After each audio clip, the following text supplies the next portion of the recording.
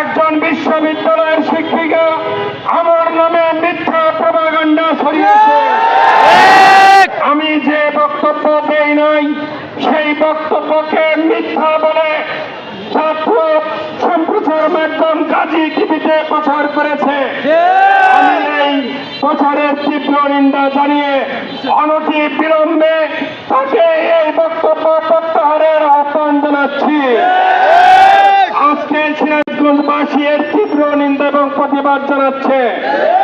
আমরা বলতে চাই, যদি এই বক্তব্য প্রত্যাহার না করা হয় আমি ব্যক্তিগতভাবে আইনের শরণাপন্ন হতে বাধ্য হব।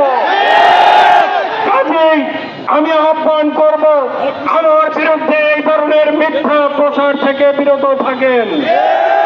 আমরা সুশৃঙ্খল রাজনৈতিক দল, কারো মান হরণ করার মতো কোন বক্তব্য আমরা রাখি না।